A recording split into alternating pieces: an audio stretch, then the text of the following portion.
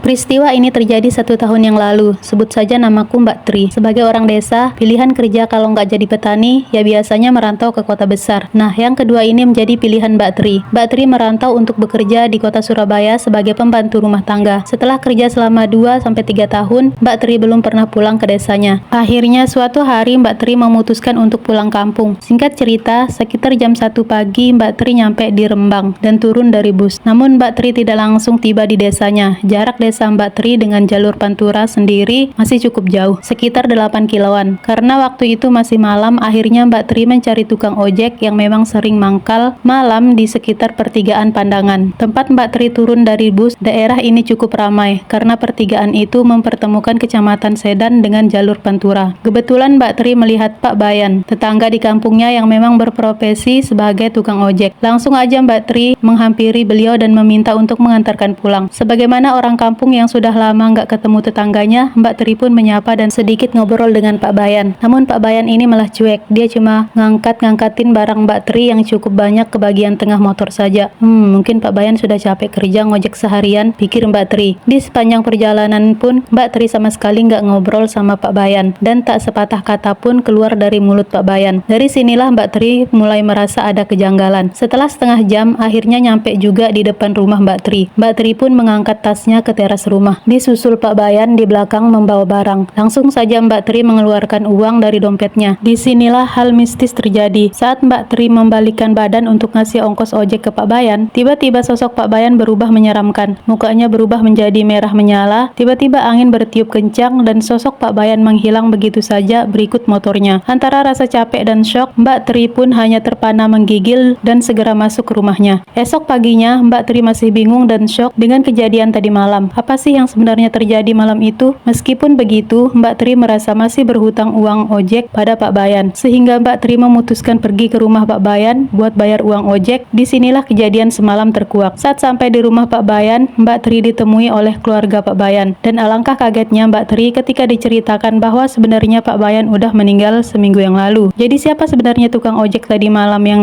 dinaiki Mbak Tri, dan jarak 8 kilo perjalanan itu Mbak Tri sebenarnya naik apa? Kejadian ini akhirnya membuat heboh warga desa, bahkan sampai ke desa-desa tetangga lainnya. Siapapun itu, kodam atau jin, Mbak Tri tetap merasa berterima kasih karena telah diantarkan sampai ke rumahnya dengan sehat walafiat dan barang-barangnya pun utuh, tidak ada yang hilang.